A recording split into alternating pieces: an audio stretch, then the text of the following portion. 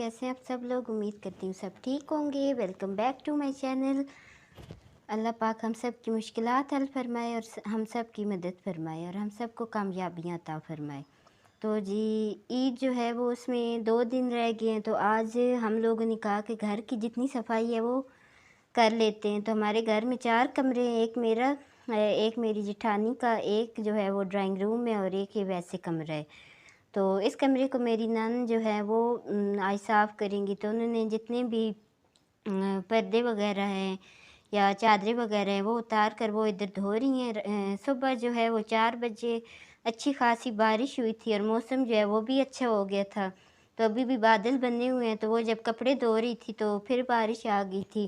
तो फिर कपड़े वगैरह उतार कर उन्होंने अंदर रखे और जो बर्तन धो कर रखे थे वो भी अंदर रखे।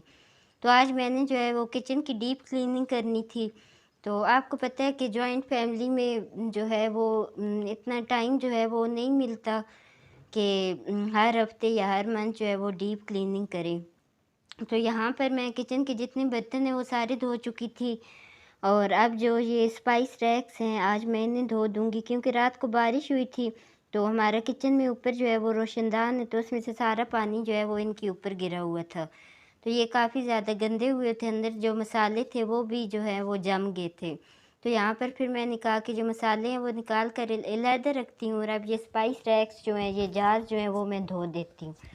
तो ये स्पाइस रैक जो है ये मैंने दराज से 800 का मंगवाया था। अब तो ये खैर महंगा हुआ है और ये सबको इतना ज़्यादा पसंद आया था। सबसे ज़्यादा जो मेरी मेरी बड़ी नंद है उन्हें ये बहुत ज़्यादा पसंद आया था, लेकिन उन्हें ये बाद में फिर मिला भी नहीं। तो मैंने ये स्पाइस रैक जो है ये भी धो लिया था और जो जार्स हैं वो भी धोकर अब मैं इसके ऊपर रखूँगी, ताकि जितना पानी है वो इनमें से निकल जाए और ये अच्छी तरह खुश्क हो जाए। तो यहाँ पर जो जार्स के ऊपर कवर है वो भी मैं धो रही हूँ और जो बीच में चमचे होती हैं नमक वगैरह डालने के लिए वो भी धो रही हूँ। इसके बाद यहाँ पर जिसमें हम लोग आटा रखते हैं जब रोटी वगैरह बनाते हैं, तो जिसे हम खुश्का भी कहते हैं, वो मैं डिब्बा जो है वो धो रही हूँ। और ये चकला और बेलन जो है इसे भी मैं अब धो कर रखूँगी। ये मैं धोती तो रोज़ाना हूँ, लेकिन फिर भी ये इतनी जल्दी गंदे हो जाते हैं, ऐसे लगता है कि किसी ने धोए ही नहीं है। इसके बाद फिर ये इस साइड पर मैं आ गई, यहाँ छोटी सी शेल्फ़ बनी हुई है। नीचे हम लोग आग जलाते हैं, तो इसके ऊपर जितनी चीज़ें हैं वो सारी मैंने जो है वो उठा ली थी और अब स्पाइन के ऊपर लेमन मैक्स डालकर मैं इसे अच्छी तरह साफ़ कर लूँगी। आग जलती है जिसकी वजह से धुआँ और छाई वगैरह जो है वो सारी इसके ऊपर आ जाती है। तो ये मैं धो रही हूँ। वैसे हम लोगों ने इस पर शीट बिछाई हुई थी, तो वो शीट जो है वो भी काफ़ी ज़्यादा काली और गंदी हुई थी, जिसकी वजह से हमने वो शीट उतार के फेंक दी थी और अब ऐसी चीज़ें जो है इसके ऊपर रखी।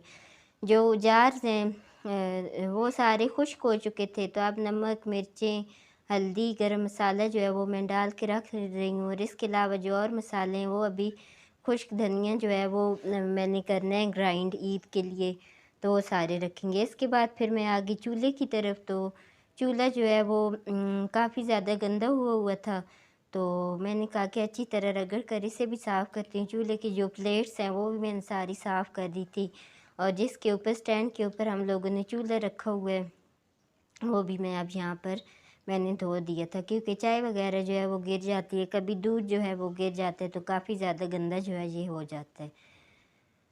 तो यहाँ पर फिर मैं इसके बाद आ गई जिसमें हम लहसुन और रखते हैं वो आलू वगैरह। मैंने कहा कि इसे भी मैं साफ़ कर लेती हूँ। तो लहसुन के जितने छिलके हैं वो सारे मैंने उतार लिए थे अच्छी तरह। सारा लहसुन जो है वो मैंने साफ़ कर लिया था। इसके अलावा प्याज जो हैं वो हमारे कुएँ से आए हैं, इस दफ़ा हम लोगों ने लगाए हुए थे, वो बाहर पड़े हैं, वो भी अभी मैंने इसके अंदर रखने हैं।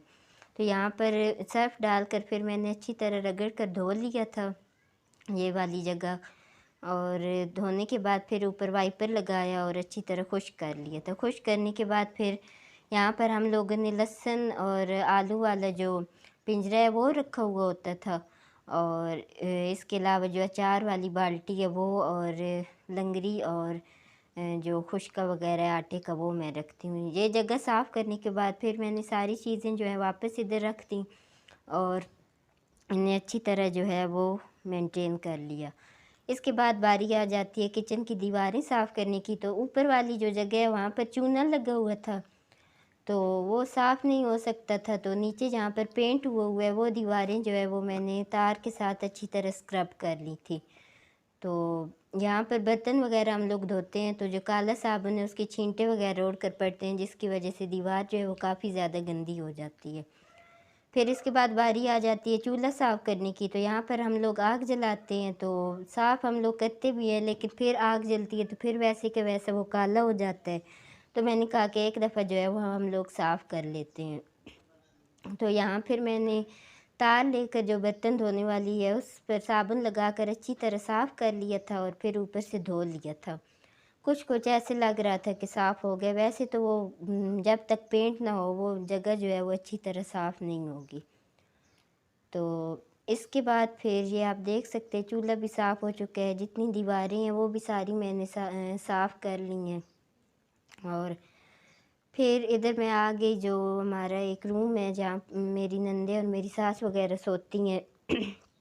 वहाँ पर ये रैक्स बने हुए हैं, तो इन रैक्स में हम लोग जो है वो रखते हैं, बर्तन वगैरह रखते हैं जो हम मेहमानों के लिए इस्तेमाल करते हैं। तो वो सारे बर्तन मेरी नानी ने सुबह उठकर धो लिए थे, और ये जो रैक्स के ऊपर ऐसी शीट सी बिछी हुई है इन्हें भी धो लिया था। और अब जगह सारी साफ़ करके दोबारा ये बिछा कर और अब ऊपर बर्तन जो हैं वो जोड़ कर रख लिए थे। फिर इसके बाद जो पेटियाँ हैं इनके ऊपर जो चादरें वगैरह दी हुई होती हैं, शीट्स वगैरह, वो सारी उतार कर धोई थी। और मेरी जो दोनों नंदे हैं वो फिर धो कर इस्त्री कर कर अब फिर बिछा रही हैं इसके ऊपर।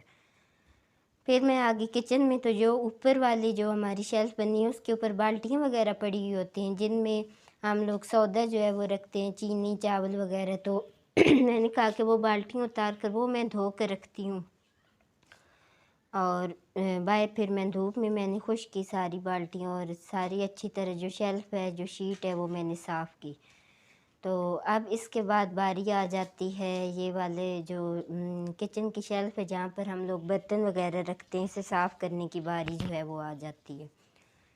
तो यहाँ पर वो अब मैं साफ़ कर रही हूँ। बर्तन जो है वो धुल चुके थे, सारा किचन जो है वो तकरीबन साफ़ हो चुका था। तो सिंक धोने वाला रहता था। फिर इसके बाद मैंने शेल्फ़ साफ़ करके सिंक जो है वो अच्छी तरह धोया। सिंक के नीचे जो जगह है वो काफ़ी गंदी होती है, उसे भी मैंने धो दिया था।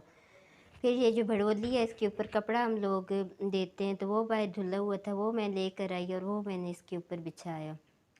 तो इसके ऊपर आटा लग जाता है, जल्दी गंदा हो जाता है, तो ये तकरीबन हर 3-4 दिन के बाद हम लोग धो लेते हैं।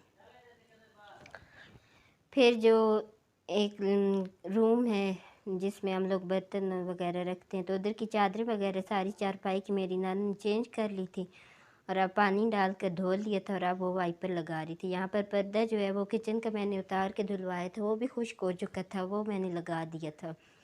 और एयर कूलर जो है इसे मेरी नानी जो है वो धो रही थी, तो मैं कह रही थी कि मोटर पे पानी पड़ेगा तो इस तरह ना धोएं। तो यहाँ आप देख सकते हैं किचन जो है वो हमारा बिल्कुल नीट एंड क्लीन हो गए। तो वैसे तो कल ये वैसे का वैसे ही हो जाएगा, कोई इधर सफाई का ख्याल नहीं रखता, लेकिन मेरा काम बनता था कि ईद से पहले एक दफ़ा अच्छी तरह जो है वो सारा किचन में साफ़ कर दूँ। अब बारी आ जाती है ड्राइंग रूम की, तो इसके बाद मेरी नन जो है वो ड्राइंग रूम में आ गई, और यहाँ पर वो पानी डालकर सारा जो ड्राइंग रूम है वो धो रही हैं, जितनी मिट्टी है वो निकाल रही हैं, क्योंकि आंधी आई थी जिसकी वजह से काफ़ी ज़्यादा गंद जो है वो हो गया था। फिर ऊपर से वाइपर लगा रही है। मेरा बेटा जो है वो पानी में काफ़ी ज़्यादा खुश होता है, तो सुबह से 3-4 जोड़े जो है उसके मैं चेंज कर चुकी हूँ, और पानी में खेल खेल के आज पूरा दिन उसने गुजारा है। यहाँ पर मेरी जो छोटी नंद है वो सोफ़े के ऊपर सरसों का तेल और पानी मिक्स करके तो वो लगा रही हैं। इससे ये होता है कि शाइन सी एक आ जाती है फर्नीचर के ऊपर। यहाँ पर देखें ड्राइंग रूम जो है वो बिल्कुल साफ़ सुथरा हो चुका है। सोफ़ा भी कितना चमक रहा है, और इसके अलावा सारी चीज़ें जो है वो सही मेंटेन करके रखी हैं, जाले वगैरह जो है वो उतार दिए थे। तो आज के लिए इतने ही व्लॉग है, मिलते हैं नेक्स्ट व्लॉग में। अल्लाह हाफिज़।